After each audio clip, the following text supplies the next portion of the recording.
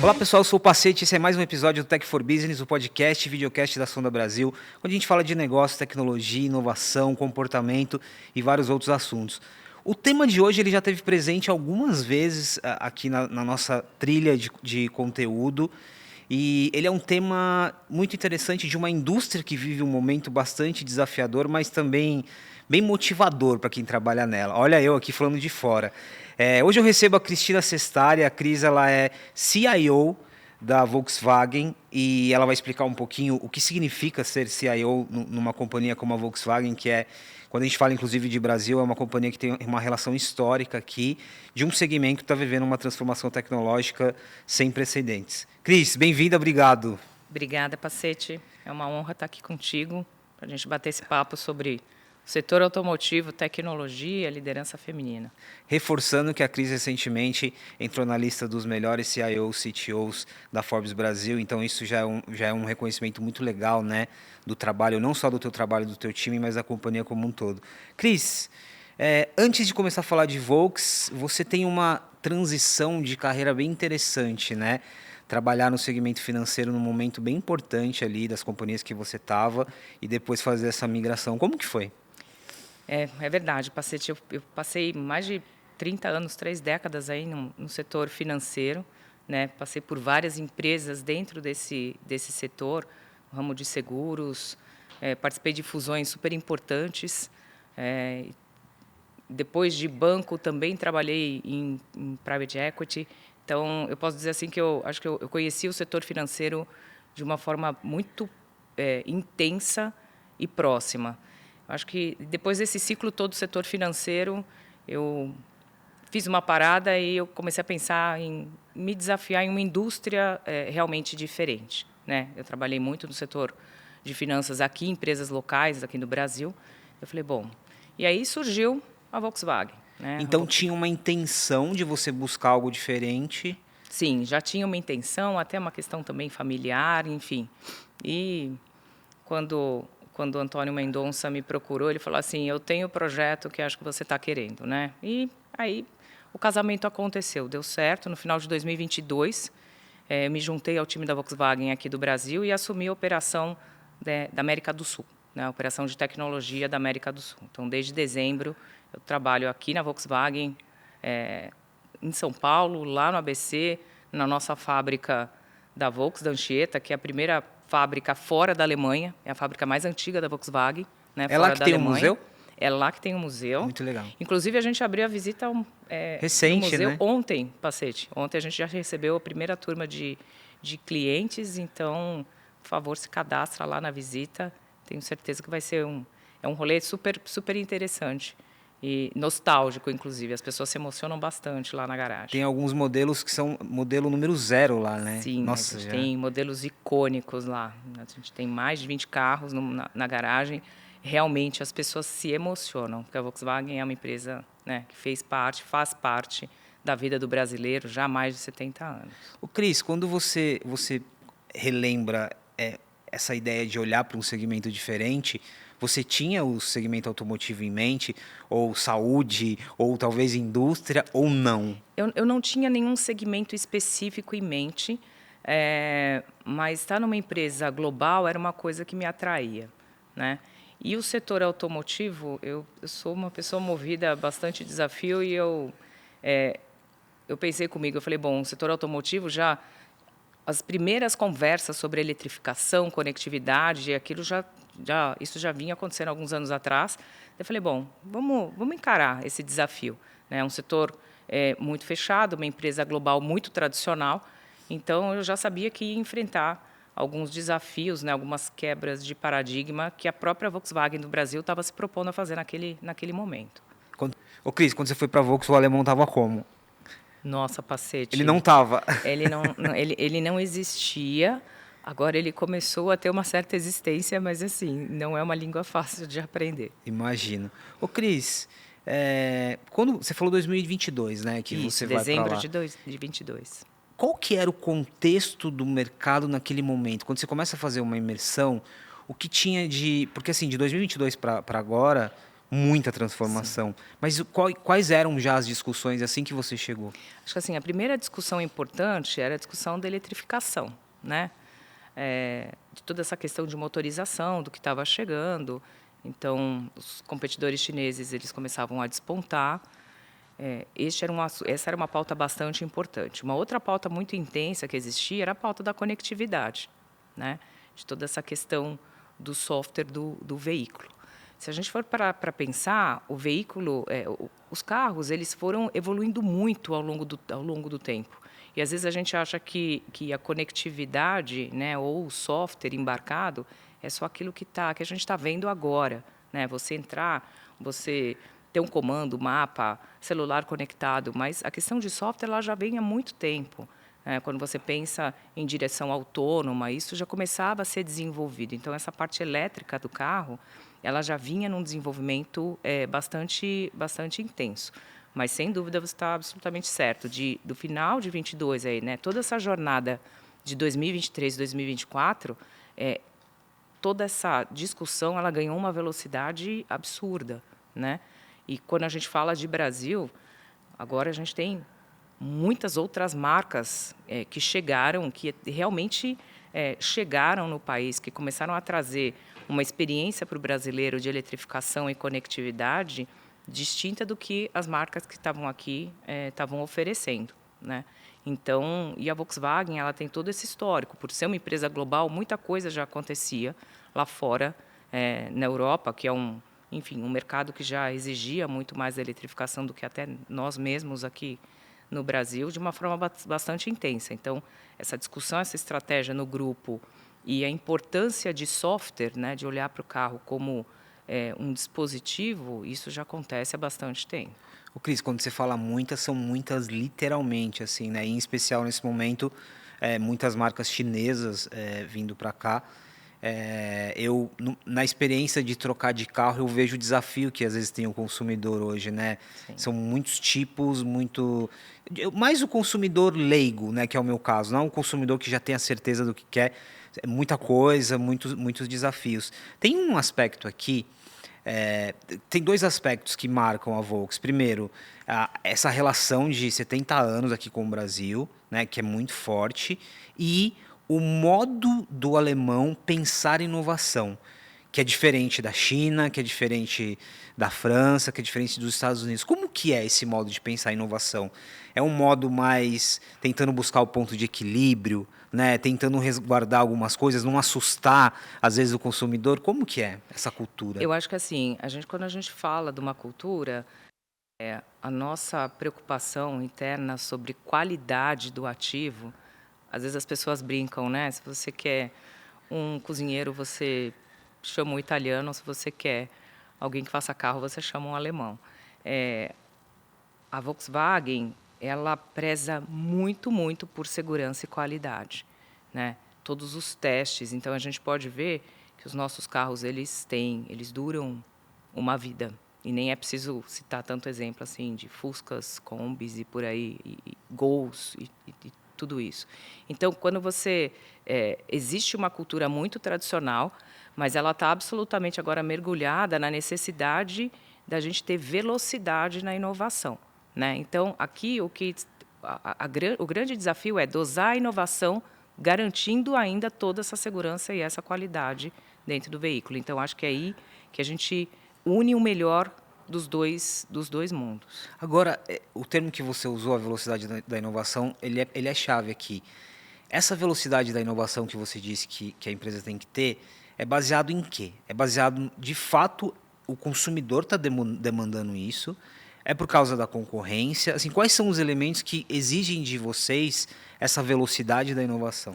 Eu acho assim, quando a gente está buscando resultados, a gente tem uma ofensiva muito forte de investimento no Brasil, né? O Ciro tem divulgado bastante isso no mercado, são 20 bilhões de reais que está sendo investido aqui no mercado brasileiro. Então, quando a gente fala de velocidade, a gente está falando velocidade nas nossas tomadas de decisão. Velocidade no sentido de, vamos experimentar um caminho novo? Ok.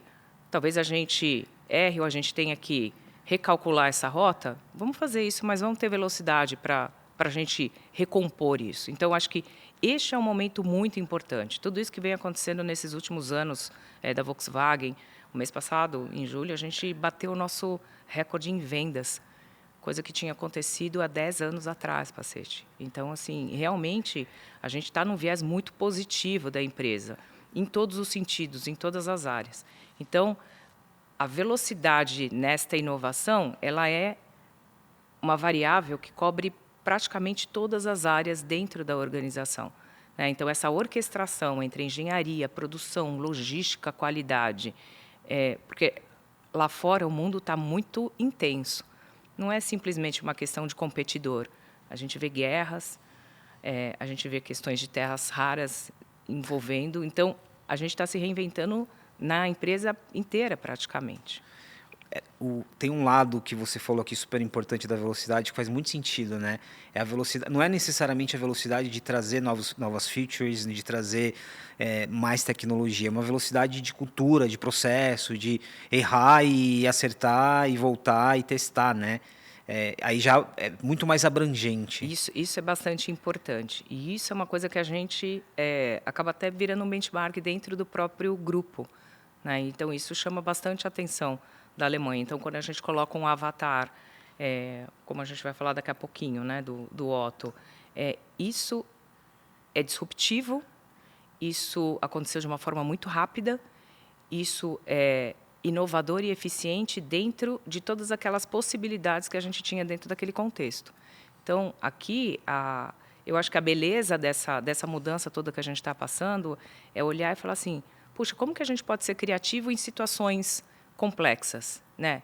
E o brasileiro, o argentino, nós sul-americanos, a gente sabe se reinventar bastante em situações de pressão, né? Porque a gente já viveu muitos cenários políticos, econômicos, sociais intensos.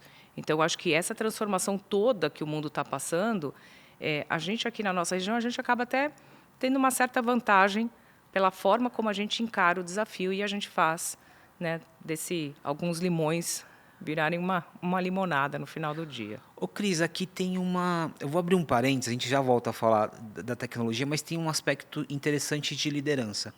Porque, às vezes, hoje a gente está descobrindo, tem muita gente descobrindo o que faz um CTO, uma CIO, uma CTO, um C-level de tecnologia. Mas você falou sobre o contexto para além do negócio. Terras raras, um momento de taxação que, né, mudou a ordem de muita coisa, guerras, a questão geopolítica.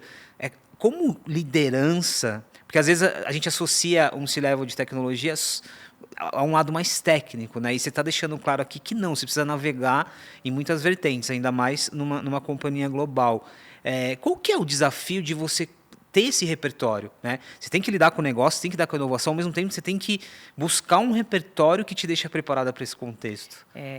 Olha, Pacete, sim, depois de 30 anos de mercado financeiro, às vezes você tem aquela sensação de já ter sido desafiado, de ter aprendido muita coisa de fato, né? A minha experiência no setor bancário ela foi incrível. Eu trabalhei com executivos brasileiros assim que, enfim, são realmente pessoas de referência aqui no nosso setor. E agora você me lembrou de uma frase, era um final do ano, todo final de ano a gente tem um evento, né, de encontro de toda a liderança das marcas e das regiões dentro da Volkswagen. É um encontro que acontece geralmente em Berlim. E acho que foi final de 23, eu acredito, estava acontecendo alguma coisa também no canal do Panamá, e a gente tinha alguns navios que, enfim, chegavam por lá. E o Alexander Zeitz, que é o nosso chairman, eu olhei para ele e falei assim, e agora? Ele falou, Cristina, né, do alto de toda a experiência, ele é um cara super experiente do setor automotivo, ele falou, Cristina, não se preocupe, sempre vai haver uma crise no nosso setor, sempre haverá uma crise, sempre vai acontecer alguma coisa com guerras, sempre vai acontecer alguma coisa do outro lado do mundo que vai impactar a gente. Ele falou assim, a arte aqui é saber lidar com todas essas crises, porque elas vão passar e virão outras. Então, e eu faço parte, né, do comitê executivo, então a gente discute isso semanalmente de uma forma bastante intensa e profunda, né? A gente tenta entender todo o efeito que está acontecendo no mundo. Se a gente fizer um paralelo com o setor financeiro, é como se a gente estivesse sentado numa mesa de operações, né, com um terminal de informações na frente, e aquilo, você entendesse que tudo que acontece do outro lado, o que acontece na Bolsa de Tóquio, vai fazer um efeito aqui, em algum momento. Então, mas, de novo, a beleza da nossa região, a gente acaba se reinventando, né? E esses últimos 3 anos foram anos fantásticos nesse sentido, porque muito projeto, muita coisa foi desafiada, muita coisa que as pessoas achavam que não ia acontecer, acabou acontecendo. Então, isso entrou já na cultura, na nossa cultura de reinvenção. Então, o desafio, ele é diário, fará parte, verão outros tantos aqui. Então, a beleza agora é gerir o negócio, e tecnologia tem que estar dentro do negócio, e negócio tem que estar dentro de TI. O Cris, você me fez lembrar, falando em crise, logo que você chegou, essa foi uma crise muito específica que afetou muito o segmento, que foi a crise dos semicondutores. Sim. Pós-pandemia, assim, impressionante como ali a gente já discutia muito sobre uma perspectiva global também. Sim. Eu recordei. Foi quase quando você estava chegando. Foi quase. Né? Eu lembro quando eu estava fazendo a entrevista, o Ciro tinha acabado de voltar de uma viagem que ele tinha feito para a Ásia, porque ele falou, não, Cristina, eu fui lá pessoalmente para resolver o problema, né? Para tentar resolver e destravar o que a gente precisava de importação. Então, isso é muito normal, isso é muito intenso. Mas, de novo, a liderança de uma organização como essa, ela precisa estar muito atenta, muito ativa, entender que ali a gente é uma orquestra, né? Aquilo tem que tocar, ninguém pode desafinar. E se o colega desafinar, a gente tem que entrar, ajudar, envolver. Então, é uma cadeia, é uma cadeia. Se um ponto desse elo da cadeia falha, Pacete, ele coloca toda a cadeia com algum tipo de risco. O Cris, trazendo essa ideia de orquestrar agora e indo para os bastidores do teu dia a dia, né? Como você lida com muitas áreas diferentes, comparando algumas indústrias aqui, talvez a tua indústria é uma das mais complexas do ponto de vista de produção, não dá para parar uma linha, é tudo muito, tem que estar tudo muito ajustado, então tem uma complexidade. E você lida com área de produto, área de pesquisa, como que é? E aí, como que é esse dia a dia mesmo, assim, desde o momento em que vocês têm a concepção de um projeto, quando leva isso adiante, como que é esse processo de orquestrar? Eu acho que é muito importante, eu sempre prezei muito, Pacete, que as pessoas de tecnologia elas realmente entendessem do negócio, entendessem dos processos de negócio, entendessem o impacto que a gente tem quando algo não funciona dentro do nosso setor. Então, você acaba especializando alguns times em uma determinada parte dessa cadeia toda. Então, hoje a gente acaba tendo times de linha de frente, que eu digo, são times que estão muito integrados com as áreas de negócio. Uma que conhecem profundamente a operação, conhecem profundamente, né, a organização da Volkswagen, que é uma organização muito grande, né?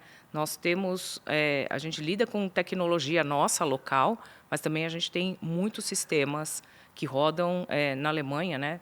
Então, isso faz com que essas pessoas elas precisam entender o impacto de tecnologia naquela linha de negócio, né?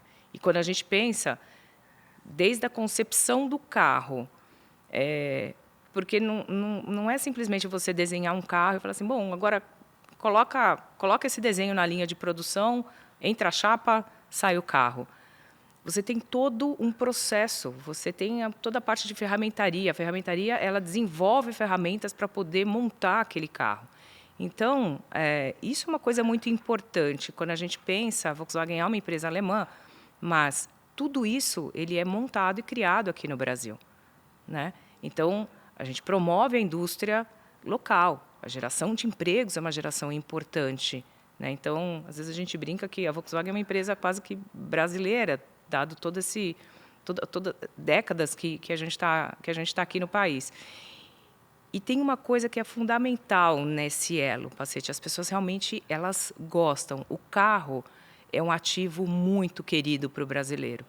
Então, quando você fala de tecnologia, não tem quem não vá trabalhar ali e não acabe se apaixonando por aquilo que faz. Eu não sei se você já teve oportunidade de entrar numa linha de produção.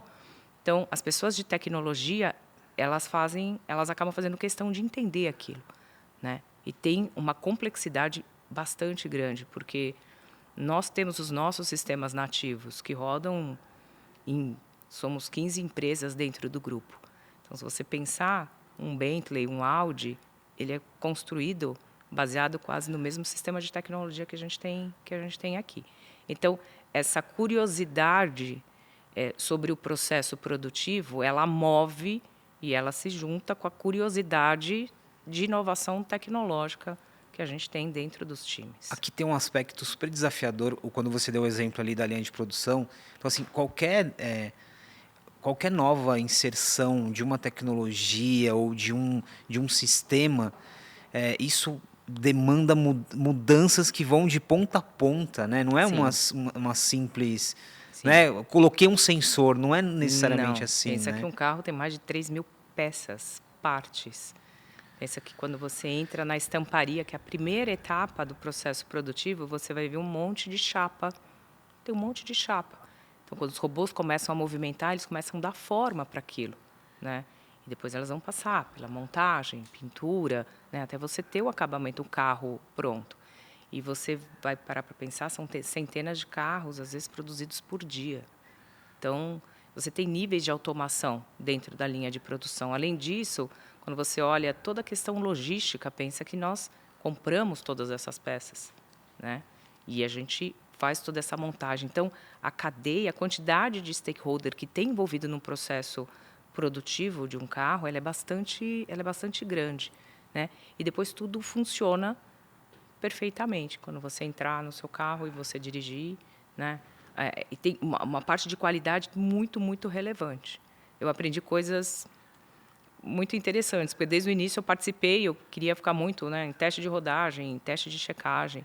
Então, tem processos dentro da Volkswagen que são únicos. As pessoas olham exatamente alinhamento de peça, porta, como a porta... eu aprendi que tem um processo também, como a porta fecha. Então, tudo isso é uma coisa que você faz... É quase uma... quase não, ela é uma paixão pelo veículo. Cris, uma perspectiva agora do consumidor brasileiro. É interessante que às vezes a gente acaba olhando o consumidor brasileiro como um, né, quando na verdade eles são vários, mas com essa ideia de que é um consumidor, sim, que ele tem uma relação diferente com o carro, tem uma relação diferente com o design do carro, mas hoje você tem vários públicos dentro disso que a gente está chamando de consumidores brasileiros. O que você consegue identificar do que realmente esse consumidor está demandando? Porque às vezes a gente acha, não, esse consumidor está demandando conectividade. Será? Tá, não tá? Eu pergunto. Agora é inteligência artificial. O consumidor quer ver inteligência artificial no carro. Será que é só o heavy user que quer identificar? Então, hoje, o que você enxerga, se você fosse olhar para os vários públicos e pegar algumas premissas, do que realmente as pessoas estão querendo? Eu acho que, como tudo, né, existe muito isso é a minha perspectiva, tá, Pacete? Existe uma questão muito de gerações quando a gente olha para um veículo. Porque, às vezes, você pode embarcar muito software dentro de um carro, ou um ADAS, alguma coisa assim, e talvez uma geração um pouco mais antiga ela não saiba nem, às vezes, ou nem se interesse a entender como é que funciona. Logo, não agrega valor para ela. Para ele, pode até não agregar valor, né? Quando a gente vê um público mais jovem, e se você vai até em outros mercados, toda essa questão de conectividade, o que você faz com o carro, isso para essa geração é bastante importante. Porque pensa que a gente também passa, né, por uma geração que muitas vezes anda de Uber, né? O que a gente percebe agora uma retomada dessa geração. Então, a gente começa a falar para um canal determinado para este público jovem que vai comprar o seu primeiro carro. Eu, na minha idade, eu sonhava em ter o meu primeiro carro, que foi um Volkswagen, né? Foi um Voyage. Era o meu sonho ter um carro. Hoje a gente percebe um pouco dessa geração voltando a querer ter esse carro. Então, quando a gente olha, e hoje a gente está com uma ofensiva bastante grande em termos de veículo, você vai ver desde um Golf GTI, que é uma coisa super de nicho, até 1 tera de entrada. Um Golf, por exemplo, que você falou que é de nicho, é para uma pessoa que, de certa forma, entende um pouquinho mais, sim, né? Tem uma relação. Existem os apaixonados, né, pelo Golf GTI. Às vezes é até um grupo muito, muito específico. Depois você vai passar por um T-Cross, uma Tiguan, você vai pensar em família. Então, eu acho que assim, existe hoje um portfólio de produtos muito mais aderente a essa necessidade quase que geracional, porque também a pessoa que gosta de um Golf GTI ou um Nivus, de repente ela vai casar, ela vai ter filhos, ela vai ter que migrar para uma Tiguan, para um T-Cross e assim por diante. Então, para mim, está muito ligada para uma questão de geração. Ainda tem um público que está muito interessado, mais interessado talvez no carro do que em todo o software embarcado que tem nele, mas a gente não pode deixar de olhar e atender, porque as pessoas evoluem nesse line-up de carros também. O carro ele acompanha o momento de vida da pessoa, né? Exatamente. Aqui é muito interessante para reforçar o exemplo que você deu de velocidade, né? Você precisa ter uma versatilidade no portfólio, né? Atendendo ali, claro que com sutilezas, mas atendendo públicos distintos. E isso, obviamente, te traz, né, aquele desafio que a gente falou de produção, de pesquisa e desenvolvimento muito, muito grande. Sim, de você encadear tudo isso. Hoje, aqui no Brasil, temos 4 plantas produtivas, né, o que a gente chama plantas que fabricam carros e motores. E na Argentina a gente tem mais 2 plantas.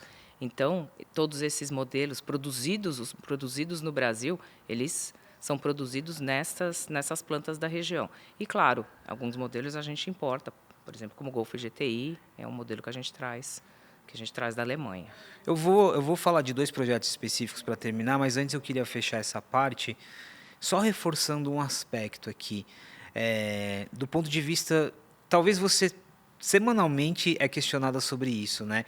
Nesse momento, mas aí trazendo para o Brasil, nesse momento a gente está falando de muita transformação, né? Então é a eletrificação, é o carro autônomo, é o carro semi-autônomo, e aí você deixou claro aqui que o portfólio ele precisa atender hoje muitos perfis diferentes.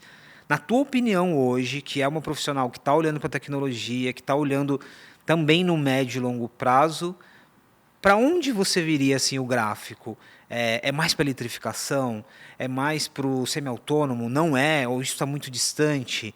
Eu sei que é uma pergunta que ela não pode ficar baseada numa percepção sobre o futuro, mas de sensações, assim, sabe? Porque às vezes a gente fica muito na euforia, né? Ah, não, agora vai ser tudo elétrico. E depois do elétrico vem o autônomo. Quando, na verdade, você tem muitas gerações, você tem muita coisa acontecendo, não é tão simples assim. Não é. Esse exercício de futurologia, vamos dizer assim, do mercado automotivo é uma coisa complexa, porque ele combina o desejo, a nossa crença de algumas coisas, o nosso país, infraestrutura. Então, o setor automotivo ele é um setor que é muito sensível a todos esses fatores. Então, essa diversificação do portfólio, neste momento de transição, ela é uma coisa bastante importante. Se você me perguntar pessoalmente, eu acho difícil aqui no Brasil a gente ter um carro 100% elétrico. As pessoas estão tendendo a ter um carro híbrido, né? Até por questão de autonomia, de infraestrutura que a gente tem hoje aqui para suportar tudo isso daí. Quando a gente fala do ADAS, né, que é essa questão do Autonomous Drive, que ele tem níveis, né, que vai até o 5º nível, que é o carro onde você não tem intervenção humana em absoluto, ele não é uma realidade dentro da nossa legislação e do que a nossa infraestrutura pode suportar. Uma coisa é você estar em São Francisco, você entrar e o carro mapear toda a cidade e sair dirigindo. Então, acho que o Brasil, né, a Argentina, a gente ainda vai ter um período de evolução significativa com relação a esse tipo de tecnologia. Apesar que a gente já começa a experimentar algumas coisas interessantes aí de parque assist, enfim, né? Então, eu diria para você, Pacete, que o futuro ainda ele é incerto com relação ao melhor modelo, mesmo porque, se você parar para pensar, daqui a pouco a gente pode estar falando de outro tipo, a gente está falando de carros movidos a hidrogênio, água, sei lá. A gente tem ainda, a tecnologia ela ainda está instável no sentido de ainda tem mais coisa para vir pela frente, né? Então, e de novo, eu diria que talvez o meu pai ele preferisse o carro dele a combustão 100% do que um carro elétrico, né? Então, de novo, para mim, tem as crenças de cada geração, enfim, tem autonomia. O Tera, por exemplo, é um ótimo exemplo, né? O legal aqui que você falou tem um lado regulatório importante também, né? Não é só sobre tecnologia. Não. tem uma estrutura de país. E você sabe que isso que você falou é muito legal, porque, de novo, tem essa euforia às vezes, né? Acho que toda inovação, toda tecnologia nova, ela traz um pouco disso. Ah, não, então agora a gente está migrando tudo para o elétrico. Mas aí, se você for refletir, hoje, para você desenvolver uma bateria, você depende de um metal que é raro, que ele também se esgota. A realidade do Brasil, né, a força que a gente tem com etanol, os carros flex e tal. Então é interessante como que os fatores aqui têm muitas camadas para se discutir. Vamos falar sobre o Tera? Eu vou falar sobre o Tera e depois sobre o teu quarto filho, que é o Otto. Mas falando sobre o Tera, é legal destacar o Tera aqui, e eu queria também trazer uma camada de o quanto que isso te demandou e o seu time em trabalho, porque o Tera ele é algo exclusivo do ponto de vista, é desenvolvido no Brasil, sim, é um lançamento muito importante, né, para os próximos anos aqui para a Volks. Dá uma ideia do que de como foi esse projeto do Tera. O projeto do Tera, o Tera foi um carro muito, vamos dizer assim, muito desejado, né? Desde o momento do design dele, a própria concepção, tudo que foi alterado dentro da linha de produção. E quando a gente pensou até no Otto, ele meio que estava correndo em paralelo com o Tera, porque a primeira coisa que a gente pensou, né, já puxando um pouco do Otto para a gente poder fazer esse então, paralelo. Cris, então já apresenta o Otto. Porque então aí, vamos apresentar porque o Otto. Deu para entender que eles nasceram ali. Eles nasceram meio juntos ali, o Tera e o Otto.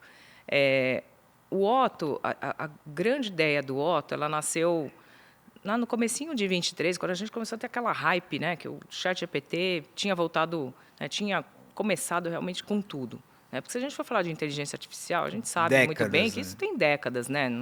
A grande sacada agora é dela ser generativa. E quando a gente começou com aquele boom, aí nesse ponto é bom, né, a gente ter alguns ícones do passado, a gente ter vivido algumas coisas. Eu pensei comigo, eu falei, puxa, agora, se o Fusca não falar agora com a gente, ele não vai falar mais, né? É a chance que a gente tem de falar com o carro. Eu já amei a referência. Né? E nasceu realmente disso. Inclusive, quando a gente foi pensar no nome, né, eu falei, poxa, gente, né, o Herbie. Aí depois a gente descobriu que a gente não podia usar esse nome, né, por conta até do filme, não por enquanto, pelo menos.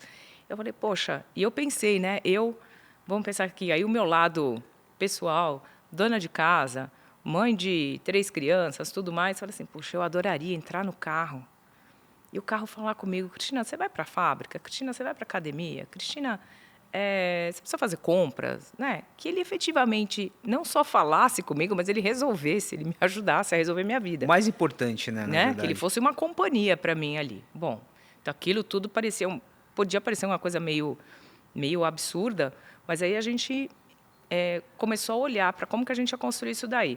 Então, e nesse momento também o Tera estava lá avançando forte dentro desse projeto.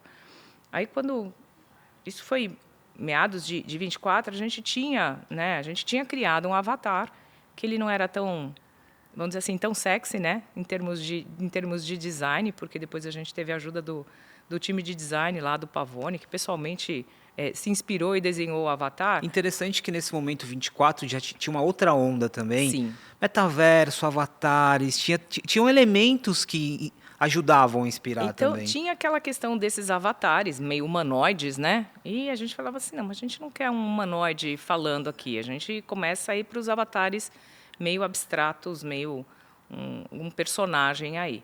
Bom, mas antes disso, o que a gente queria? Eu falei assim, puxa, eu quero que a gente crie uma Gen AI que tenha uma relação nossa, com a nossa marca, com a Volkswagen, né? Dentro dos nossos carros. Mas, inicialmente, ele nasceu com o objetivo de ser um aplicativo mesmo. Né? A gente não tinha muito a ambição de colocá-lo no rádio. Então, ele não nasceu já para ser inserido no rádio do carro. Ele não nasceu para ser a Alexa do carro, ele ainda não tinha nascido, né, nisso, mas a gente via muito potencial, principalmente de integração das nossas bases de dados, e a gente não queria desenvolver uma coisa do zero. A gente... quando a gente começou a pensar na arquitetura, eu falei, ele tem que ser agnóstico com relação a LLM. Né? Se hoje eu quero LLM A, B ou C, tanto faz. Eu tenho um LLM linkado, porque não faz sentido eu desenvolver um LLM do zero aqui, mas eu tenho uma linguagem natural, mas eu tenho uma camada de integração com os nossos dados e E a questão agnóstica te dá muita liberdade, né? Você não tá... exatamente, mesmo porque a gente sabe, né? E a gente pode tirar o melhor das LLMs. Porque a gente sabe que as empresas também estão muito competindo intensamente, né, para pegar a maior quantidade de usuários aí para justamente treinar os modelos. A gente sabe que os modelos mais bem treinados, eles são os que saírem na frente, eles acabam tendo muito mais informação. Então, a gente começou com esse desejo de criar o avatar, de ter um avatar nosso, que a gente conseguisse lidar com os nossos dados e fazer daquilo uma coisa bastante produtiva. Mas aí, quando a gente colocou... E o Otto, na verdade, né, que ele nasceu chamando o VW Brain, a primeira aparição dele foi no lançamento lá da Falvetec, na ala 22, né, que é o nosso prédio de tecnologia dentro da planta. Quando a gente colocou ele no telão, um olhou para a cara do outro, né? Até o pessoal da engenharia falou assim, poxa, por que a gente não põe ele no rádio? Eu falei, Era tudo que você precisava ouvir, na verdade, né? Gente, por quê, né? Vamos lá. Eu falei, mas vamos tomar ele como um companion? E essa questão toda do companion, né? E o que evoluiu o use case de companion, desde o ano passado para cá, ele era terceiro lugar lá na Harvard Business, esse ano já passou para o primeiro lugar em termos de caso de uso dos usuários. Então, falei, beleza, então a gente vai criar o nosso VW Brain, na época, ele vai ser uma companhia. Para ele ser uma companhia, ele inicialmente nasce no celular, né? Então, ele é uma feature do meu Volkswagen. E a gente também tem um conceito bastante interessante aqui, que é que difere um pouco da Alemanha. Do meu Volkswagen, a gente abarca ali a jornada inteira do cliente, né? Você vai entrar quase em um one-stop shop e você vai olhar para toda a sua experiência da Volkswagen dentro do meu Volkswagen. Falei, bom, e dentro do aplicativo você tem a minha garagem, né? Então, ali você cadastra os seus carros. Falei, beleza, então vamos colocar o VW Brain aqui. E o primeiro use case dele é a gente fazer com que o manual seja generativo. Quantas vezes você pegou o manual do seu carro para você procurar alguma coisa? Sempre fica no porta-luvas. Né? Ele fica e mesmo lá o digital. No porta-luva, e quando você tem que procurar alguma coisa, você fala, vou ter que encarar todas essas páginas aqui. E quando acende a luz no painel e você fica desesperado... Meu Deus, você vai no Google... Tudo que você quer naquela hora... Não pode falar nome, né? Mas assim, a gente vai lá na internet e vai procurar antes. Acendeu a luz amarela, tudo que você quer naquela hora é perguntar, né? Por quê? O que é essa luz amarela? A gente já tinha um manual cognitivo, né? Antes, mas o generativo, ele é uma evolução. Eu falei, puxa, primeiro caso de uso importante aqui, vamos colocar. Ele vai dar uma produtividade, sem dúvida, para o cliente, vai deixar o nosso produto muito melhor. E tem um ponto, eu sei que a gente está numa hype, não é mais, a gente sabe que GenAI não é mais uma hype, mas todas as empresas, né, alguns CIOs precisam ter casos de uso de inteligência artificial. Eu falei assim, gente, eu não quero ter 100 casos, eu quero ter um caso que realmente faça diferença na vida do cliente, que ele realmente gere valor para o cliente, para o concessionário e para a gente aqui internamente, né? Por que não? Então, eu diria que o lançamento do Tera e o Otto foi quase que um casamento que aconteceu sem ter sido tão planejado. Porque daí a gente encontrou a possibilidade de usar o aplicativo e espelhar esse aplicativo no nosso rádio, né?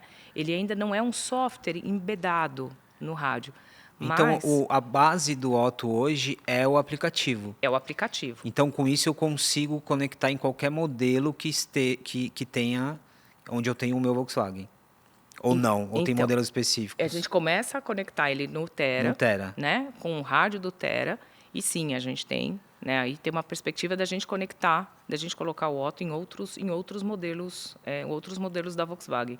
Inclusive, alguns colegas da Alemanha começaram algumas conversas com a gente para a gente colocar o Otto em alguns carros de lá também, né? E todo o processo de criação, isso a gente teve uma preocupação muito importante com relação à arquitetura, à latência. Então, tem uma questão técnica bastante intensa. A gente foi muito primoroso na arquitetura técnica do Otto.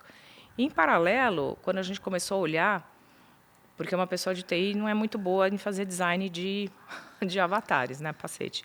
E o Pavone, ele foi muito generoso, né? E ele que é um designer Volkswagen há muito tempo. O time dele, inclusive, que é responsável pelo Tera. Exatamente. Né? Então, ele falou, puxa, mas espera aí, isso aqui, ele tem que ter a nossa cara, né? Ele é um love brand, tem que ser uma coisa icônica pra gente.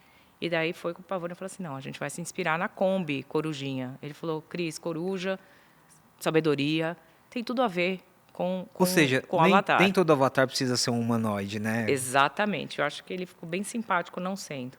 E aí o processo do nome, Pacete, foi uma coisa muito divertida também. A gente juntou várias áreas. Eu falei, gente, a gente precisa de um nome.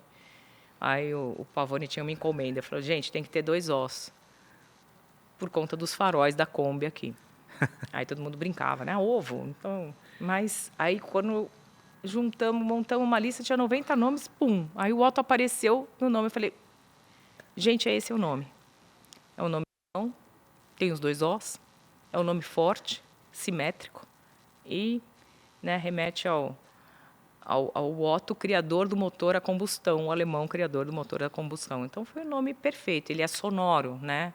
Quando você faz a chamada de ativação do Fala Otto. E daí o Fala Otto, eu falei, gente, aí o Fala Otto, esse aí eu posso falar, eu falei, putz, minha ideia 100%. Eu falei, não, oi Otto, eu falei, não, Fala Otto, a gente fala aqui no Brasil, Fala Otto. E agora a gente começa a traduzir para as outras línguas, né? Porque o Otto vai falar espanhol, alemão, inglês. Ou seja, Tera e Otto, projetos brasileiros. Projeto 100% brasileiro, tecnologia brasileira, concepção brasileira, desenhado, enfim. Tem vários aspectos aqui para a gente fechar, especificamente no caso do Otto. Primeiro, o que você falou ali de eu não preciso desenvolver uma LLM, né? Acho que tem uma decisão aqui do C-Level de tecnologia que é quando realmente eu vou precisar de uma tecnologia que seja que tenha uma escala própria e quando eu vou embarcar uma tecnologia, né? Nesse caso está muito claro que você olhou bastante para a questão do UX, para a questão do design, que se não fica legal, você acaba tentando trazer uma inovação, mas você traz mais fricção para as pessoas. Exato. E achei interessante também a conexão, né, da essência da marca, ou seja, o Otto ele está contando uma história ali também. Exatamente. O Otto conta uma história, né? E ele conta uma história. Imagina que a gente está com um elemento super vintage, com a última tecnologia e todos os componentes que estão ali interligados e que foram escolhidos para fazer o avatar ouvir, entender, falar. Então, e tudo isso, como isso foi criado. Então, essa junção do antigo com o novo, ele foi um casamento perfeito com relação ao que a gente se propõe como love brand. E realmente, né, o impacto do Otto, aí no lançamento do Tera, quando as pessoas utilizaram, foi incrível, né? As pessoas se identificam com ele. Ô Cris, considerando a criatividade do brasileiro e a relação do brasileiro com o carro e com a tecnologia, eu estou visualizando aqui um Fusca, uma Brasília, uma Kombi com o Otto. Cris, assim, uma aula aqui sobre vários aspectos, tem muitas camadas, a gente falou aqui de negócio, tecnologia, enfim. E para fechar, eu não gosto muito de fazer essa pergunta, né? Eu acho que essa pergunta ela não deveria mais existir, mas ao mesmo tempo ela é necessária porque ela inspira muitas mudanças. E aqui nos bastidores a gente estava falando numa conversa muito rápida, que a gente falou de líderes mulheres na tecnologia, com extrema competência. E eu sei que a liderança feminina para você ela também é uma pauta importante, né? Porque você inspira muita gente num segmento que ainda precisa de transformação. Como que é juntar agora, né? Depois de olhar essa transição, depois de já ter liderado projetos tão importantes como esse, sendo mulher num segmento que ele historicamente é conhecido majoritariamente homem, não só a tecnologia, mas o setor automotivo. Como que você enxerga isso hoje e o que você diria para outras mulheres que estão aqui e homens, inclusive, que são da tecnologia, que são de negócios e que estão nesse momento que ele é importante em termos de mudança? Pacete, eu acho que isso que você falou é muito importante, é muito relevante e também é uma pena que hoje a gente ainda esteja falando, mas eu concordo com você. É importante a gente destacar essa questão da presença feminina em alguns setores que são essencialmente masculinos, historicamente, enfim, né? quando eu comecei em banco, isso também não era muito diferente, apesar que agora já mudou bastante. Eu vejo também muita mudança no setor automotivo. O que eu acho que é importante, independente do segmento, né? Primeira coisa, o ambiente diverso é aquele ambiente onde a gente respeita as diferenças. E respeitar as diferenças, elas não estão ligadas, né, a gênero, a raça, questões religiosas. Elas estão muito mais ligadas ao intelecto, à experiência das pessoas, como que elas podem contribuir. Então, acho que às vezes a gente vê, não necessariamente o fato de ser mulher, mas de trazer ideias diferentes. Então, acho que esse é um ponto bastante importante. Então, para os homens, né, e para as mulheres também, aprendam a ouvir, porque é óbvio que a gente ganha e gera muito mais valor quando a gente trabalha junto, independente de qualquer coisa. Acho que esse é um ponto importante. Segundo ponto, sim, as pessoas que estão começando perguntam. Acho que a primeira coisa, você precisa ter um pouco uma dose de coragem. E uma dose de coragem até em assumir o que você não sabe. No passado eu me cobrava muito e falava assim, putz, eu tenho que saber tudo.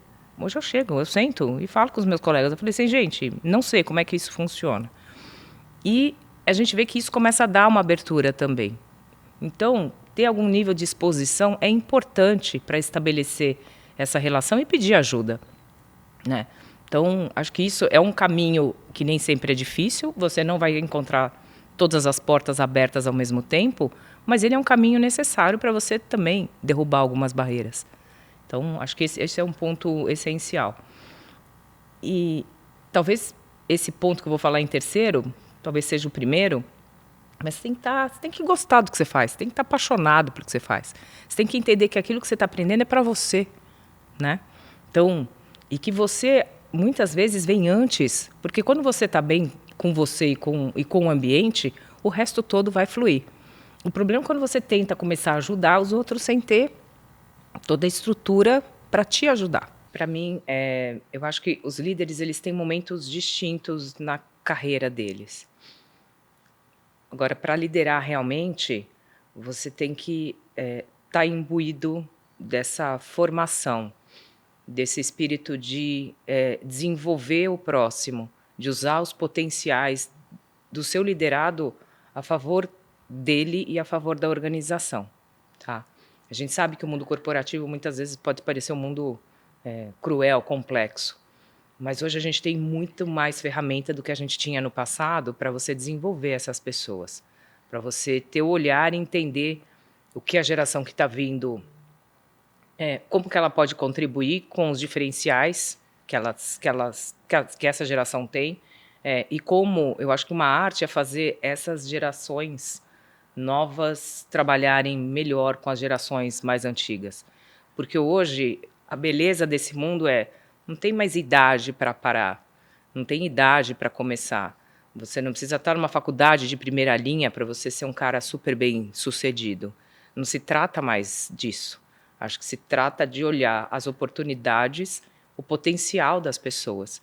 E eu fico muito feliz, por exemplo, na lista da Forbes, em ver pessoas ali que trabalharam comigo, que começaram essa jornada. Então, isso me deixa, como uma pessoa que já liderou várias equipes, me deixa muito feliz.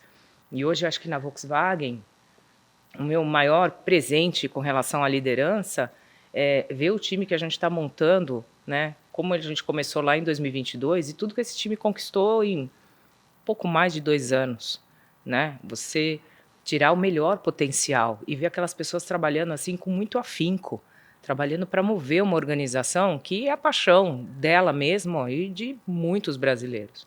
Então, acho que esse é o principal reconhecimento e recompensa de um líder, né? Você vê que realmente você faz diferença para aquelas pessoas e que você pode inspirar ou ensinar alguma coisa para todo mundo que vem depois.